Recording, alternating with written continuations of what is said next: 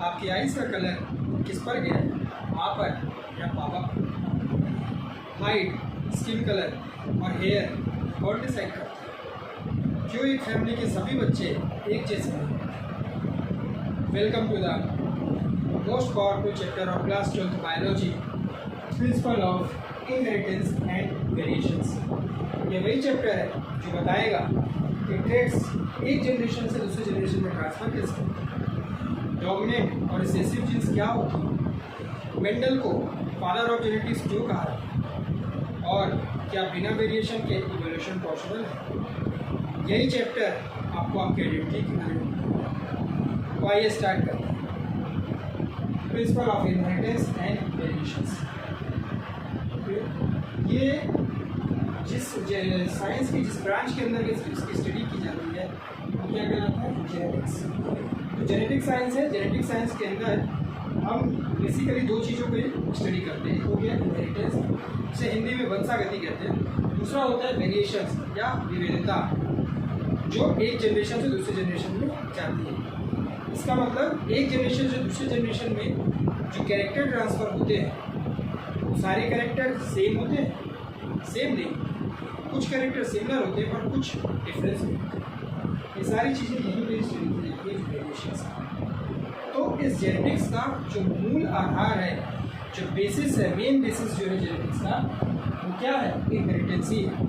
वंशागति, inheritance, यानी one generation से दूसरे जनरेशन यानी पेरेंट से ऑफस्प्रिंग में जो कैरेक्टर ट्रांसफर हो रहे हैं वही जेनेटिक्स का मेन बेसिस है। उसी के ऊपर ही पूरी स्टडी जेनेटिक्स की चलती है। ऐसा नहीं है कि जेनेटिक्स जो है एकदम से ऐसा। जेनेटिक्स पहले आज कई सदियों से, आज से 8000 10,000 AD या इतने वर्षों पहले भी जेनेटिक्स होता था। अच्छी किस्मों के पौधे, अच्छी किस्म के प्लांट्स, फ्लावर्स और ऐसे जानवर जैसे गाय हो गई या बकरियां हो गई, जो अच्छी किस्म के दूध देने वाले, अच्छी किस्म की दुधारू जो गायें होती हैं, उनको क्रॉस करवाया जाए ताकि अच्छे से अच्छी किस्म मिल सके, जो हेल्दी भी रहे, जल्दी बीमार भी ना पड़े, ज़्यादा से ज़्यादा हमारे लिए बेनिफिशियल रहे। तो जो हमारे लिए बेनिफिशियल होते थे ऐसे प्लांट्स, फल वाले प्लांट्स हो गया या अच्छे सुगंधित फूल वाले प्लांट्स जो है उनकी नई नई किस्में तैयार करना, या ऐसे जानवर जो हमारे लिए बेनिफिशियल साबित होते हैं, चाहे दूध से हो या अदर चीज़ों के लिए, तो उनकी नई नई किस्में तैयार करवाना। जैसे एग्जांपल के लिए पंजाब की एक साहिवाल की किस्म, इसकी गाय, इसको भी क्रॉस के द्वारा ही बनाया गया। गायों की कई अच्छी अच्छी किस्मों को आपस में क्रॉस कराया गया।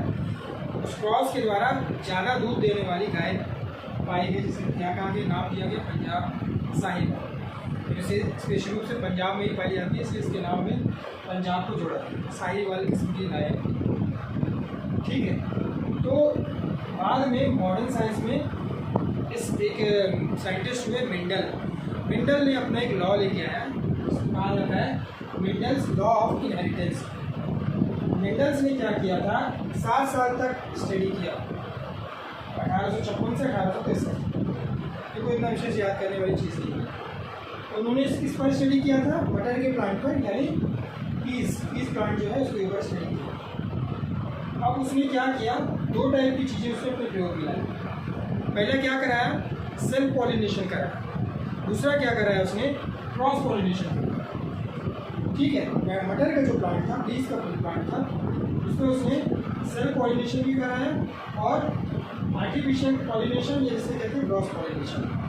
सेल्फ पॉलिनेशन क्या होता है? सेल्फ पॉलिनेशन मतलब एक प्लांट था, उसके जो पॉलन ग्रेन्स थे उन्हीं के आपस में बीच में उसने क्या करा दिया, पॉलिनेशन कराया उसने आपस में, उससे मतलब उसी प्लांट के जो भी पॉलन ग्रेन्स थे उन्हें आपस में क्रॉस कराया।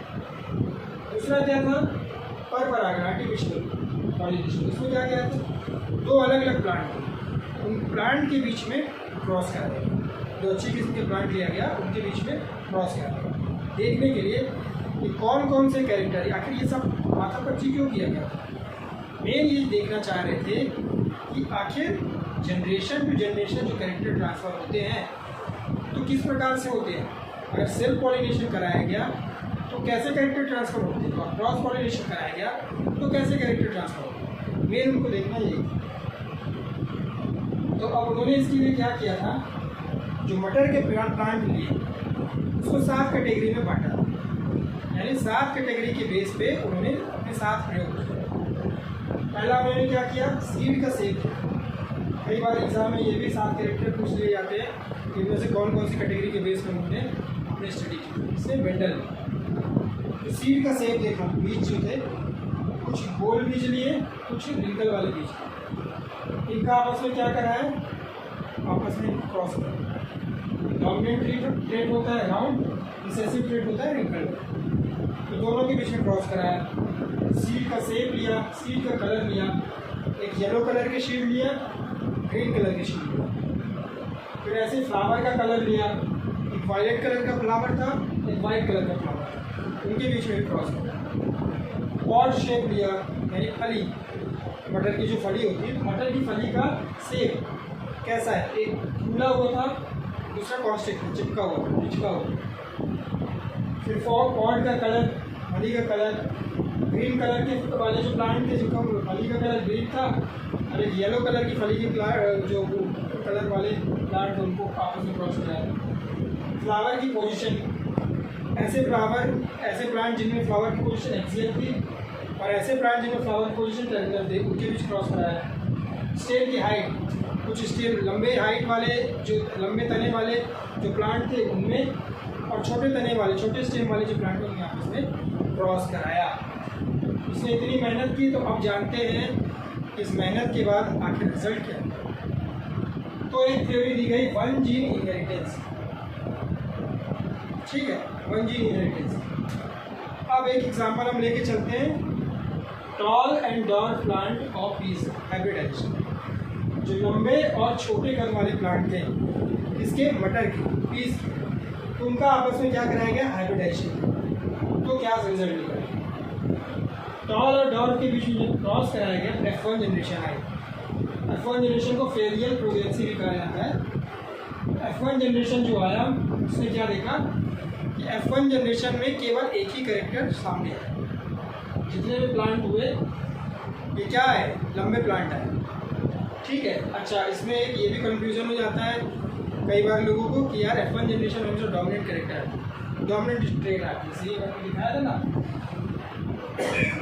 कि टॉल जो है क्या डोमिनेंट ट्रेट, ऐसा नहीं है।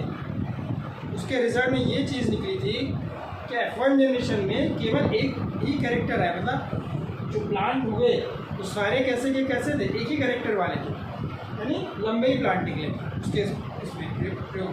पर जरूरी नहीं है वो वही हो, रिसेसिव भी हो सकता है, या तो पूरे के पूरे कैसे निकले, डॉट छोटे ही निकले। ठीक है, यानी कोई एक ही कैरेक्टर निकले। फिर उसने क्या किया, F1 जनरेशन में ही आपस में पॉलिनेशन कराया, सेल्फ पॉलिनेशन कराया।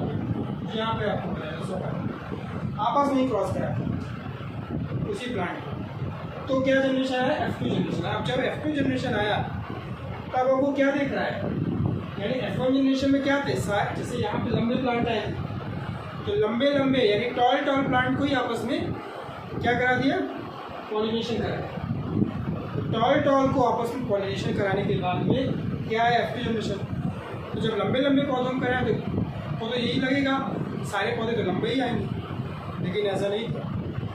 F2 जनरेशन जो आई उसमें 25% जो प्लांट थे छोटी कद के डॉर्फ थे, और 75% जो प्लांट आए वो क्या थे, लंबे थे।